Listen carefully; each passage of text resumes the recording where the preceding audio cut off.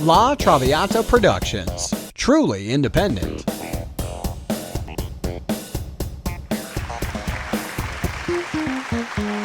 From Beverly Hills, California, headquarters of Traviata Productions. Tonight, at the studio, an exclusive interview with the stars of our new film, No More Chances. Our guests for tonight's show, Brent McEwan, Larry Varanelli, Scott Anthony Simmons, and a special guest, our music composer, Michael O'Neill. And now from the studio, your host, Lauren Reeves. Welcome to At the Studio. I'm your host, Lauren Reeves. Thank you for joining me for this second round of interviews for No More Chances. Joining me on the couch is Brent McEwan. Thank you. Thank you very much for having me. It's good to have you here. So tell us a little bit about your character in the film. My character is the business husband. Okay. And we kind of open up on him a little bit, walking into the day of his life. And the main character follows that for his first kind of beat in the film. And it's a wonderful character, somebody that resonated with me, I guess, at a point in my life where everything just seemed wonderful. Everything seemed wonderful, and you're optimistic about the life that's ahead of you and the things that you think you have, and building upon that and setting goals and being in love. And so it starts off from a really good place. My character happens to be a little bit stressed at work and is feeling like he might be spread a little too thin in some areas, but he still has the feeling that he's doing all the right things, that he's doing what needs to be done to create a better life for himself and his wife. Right. And did you have a good collaboration with the director for fleshing out this character? And yes. Yeah. The greatest thing about the production in my mind is the first meeting we had, which was really fantastic. All of the actors got together with the director and Pablo, and we should show a shout out. And it was a nice collaboration of getting to hear his ideas, but we actually didn't start it that day in that way. He really let us speak and kind of give our feedback to the script and the roles. And you don't get that very often in a production, big or large. I mean, small or large. So that was a nice treat and a nice way to kind of bring us into getting to know one another, especially since many of us didn't work together. Right. There's several characters in the film. Right. So it was a nice chance for us to all meet each other, kind of hear what's going on in the context of the whole story, and then get to explore something with Pablo in that way. Sounds great. Yeah. And so many characters in the film. I think we should take a look, don't you? Absolutely. So, we have a trailer for No More Chances. Take a look. We will be right back after this. The idea of love in a city like this is as frivolous as TV stars. The fullness of it is lacking, and people seem to just go through the motion of it all. Probably, if I had enough money, I could get enough confidence to ask Stacy out.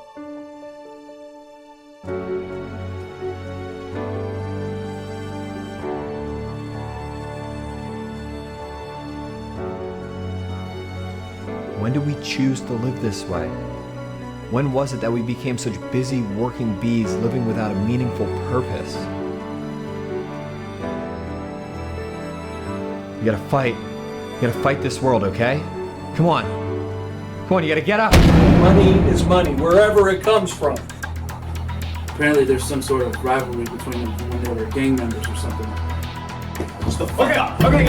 Here, I'll blow your fucking head off, okay? Shut up. Give me your money. Don't miss this summer our next film, No More Chances. We are back with your host, Lauren Reeves. Welcome back. Hope you enjoyed that trailer. I'm speaking with Brent McEwan right now. So as we can see, there's several different characters in the film. What do you think your character, what purpose does he serve in the narrative and the larger lesson in the film? I think he serves the lesson that even though you may feel like you are approaching everything correctly in your life, that you can pile on too much in your life at times, that you can lose sight of what's important periodically, what's really important at times. And I think that's his biggest revelation through the course of the film. What do you think overall narrative theme message of the film, No More Chances? That we really are limited on the chances that we get in our lifetime, right? And we should take advantage of each moment and recognize the value of each moment, what's most important. Seize the day, if you will. Not make it so much about the hustle and bustle all the time of the things going around you. Kind of ratchet it down a little bit and just take a much better appreciation for the world at large. That's what I got from it. Are you trying to do that in your own life? I am. I have lived large in many ways and had a really wonderful, I won't say how many years so far, but I've really had a wonderful life. But I have also had some aha moments, awakening moments that make me reflect on some of the choices I have made to date and what would I like to do differently going through the rest of my life to find a little more peace, a little more joy, a much more deep-rooted joy, I think, if that makes sense. Yeah, I get it. It's a little Shirley MacLaine-ish. It's a little but no, I feel it. Yeah. So what can we expect from you coming in the future? Got any projects lined up? Oh gosh, I do. I've had a really great year. Pablo's film was one of 6 that I shot in a 7-month span, I think. I am leaving for Prague in 3 weeks to go to a play. And when I return to LA, I'll be doing a play here in Los Angeles as well.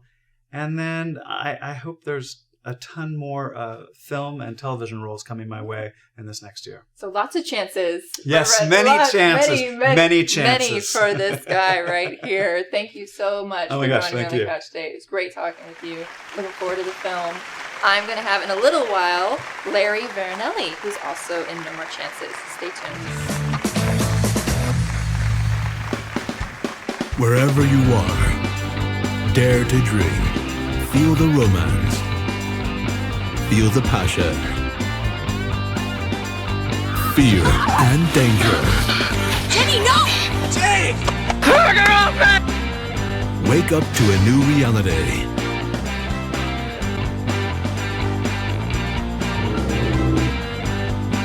Shame this will be your last job.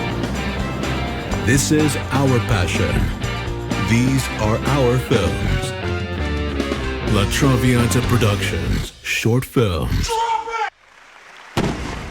And now from the studio, your host, Lauren Reeves. Welcome back. On the couch with me now is Larry Varanelli playing the boss. Right. You're the boss. I'm the boss. Tell us a little about the boss. Well, the boss isn't a very nice guy. I don't know how much I should give away, but he's demanding. Mm-hmm. He gets what he wants, and he doesn't let anything get over on him. Okay. Was he a fun character to play? Oh, yeah. Yeah? Yeah, I like playing guys that are kind of the opposite of me. Mm. So you're a very nice guy. I'm a pretty nice guy most of the time, yeah.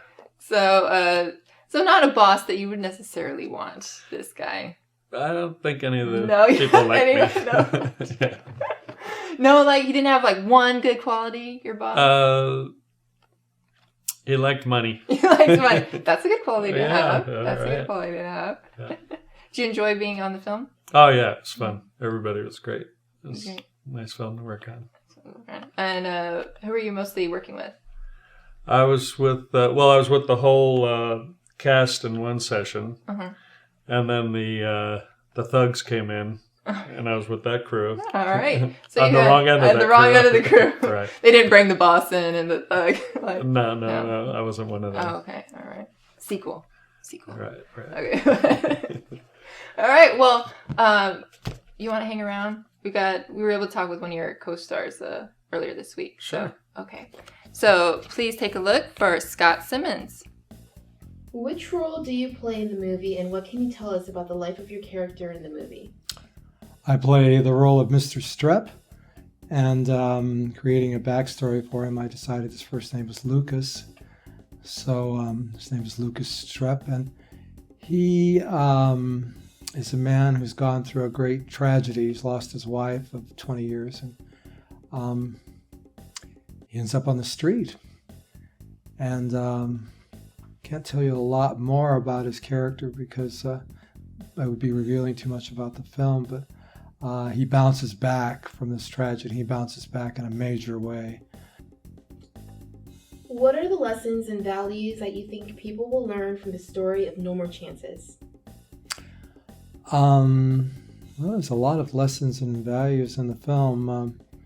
As far as my character goes, I think that the lesson of, being tenacious and really going after what you want, even after a major fall or a major depression, and coming back and really going for what you want, and really going for your passion, really living your passion and doing it no matter what, no matter what's happened in your life. And I think that's really important. And also, I think life is very delicate, and that's pointed out in the film also. And so we have to, when our chances come, we have to take them, because there are no more chances. What drew you to this role?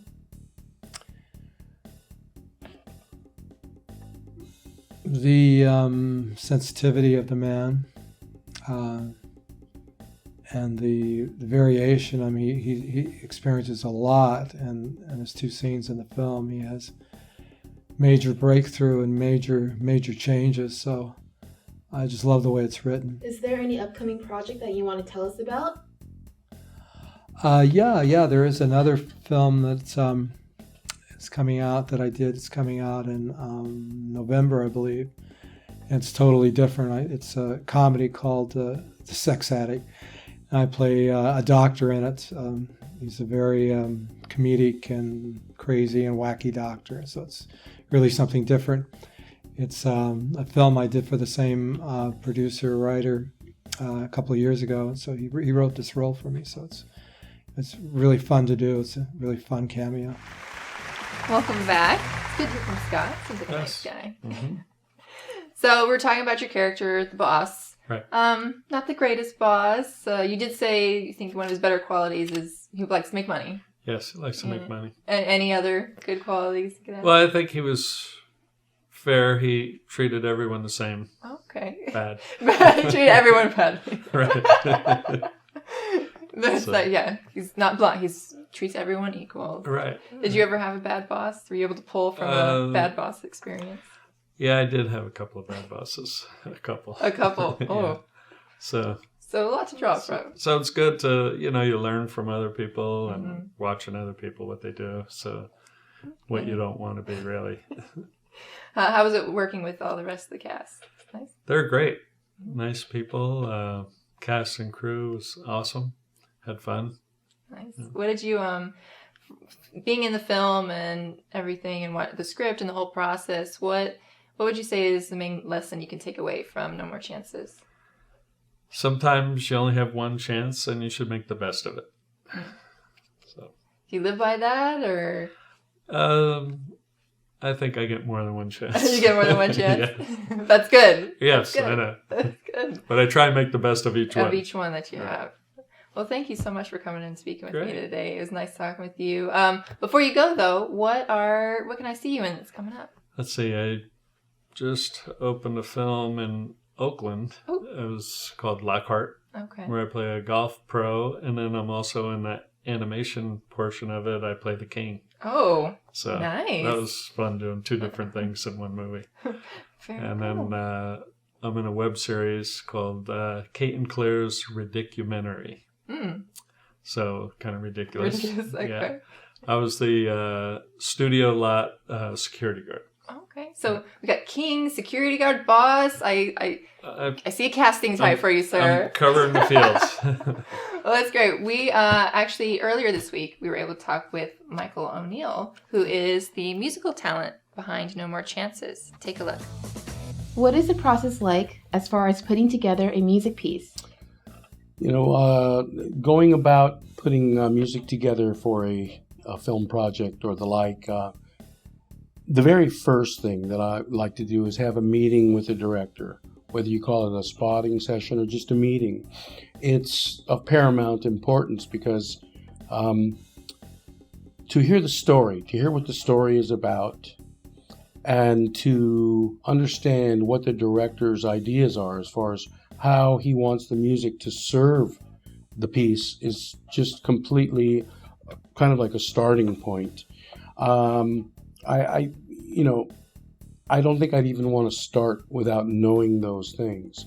And then once there's a clear picture of that, then we go about, figuring out what the pace of the piece of music was related to the particular scene, the tone of it, the style, and what is the feeling of that particular scene. Is that scene trying to portray fear? Is it anxiousness? Is it joy? All of the emotions. All this is very important to consider when you go into starting music for that. And then kind of the process from there would be as I was developing the music that I felt matched up good. Then you start the process of feeding it back to the director, and then the director gets to take a look at it and come back with his comments, and then you make your adjustments.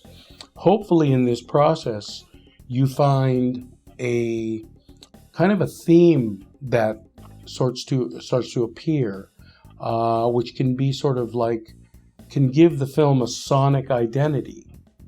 And if you reach that point, I think you've done a good job, because then the music can be something that the audience takes with them and evokes the memory of what that story was. So that's really what we're trying to do. And I remember I mentioned the great composer John Williams. One of his comments he made has always impressed me, and that was, he said, "I'm not so much a composer as I am a dramatist," which I think is so on point, because really when it comes to making music for the purposes of supporting a story, that really is what it is. What made you decide to start composing music for films? And what are your future goals with composing music? It's kind of interesting how I started up deciding to compose for films. The prerequisite, I think, is that I've always been an avid film goer.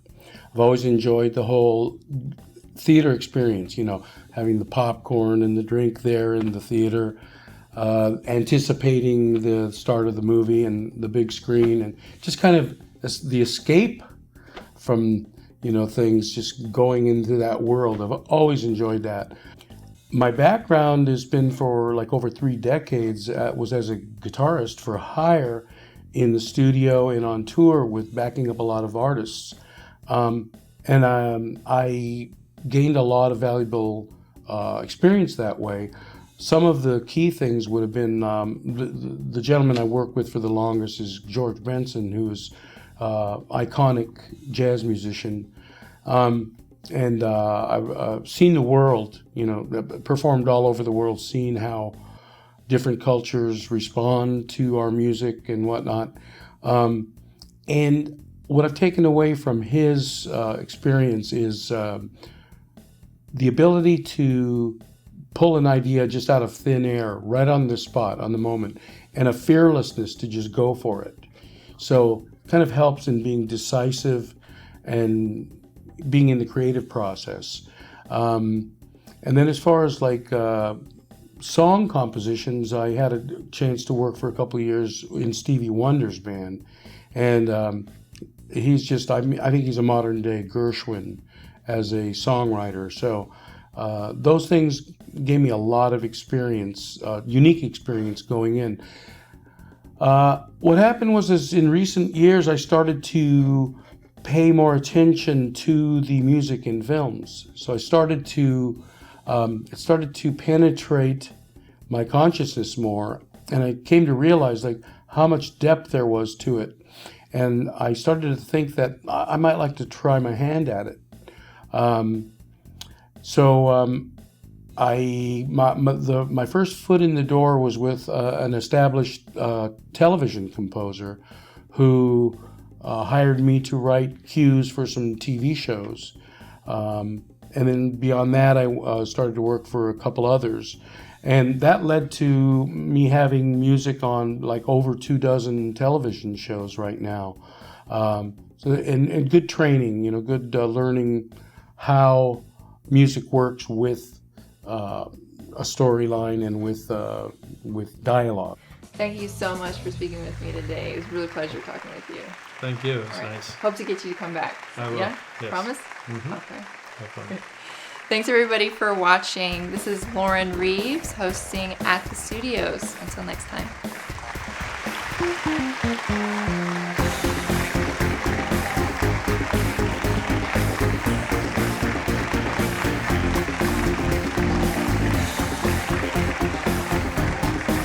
Don't miss this summer our next film, No More Chances.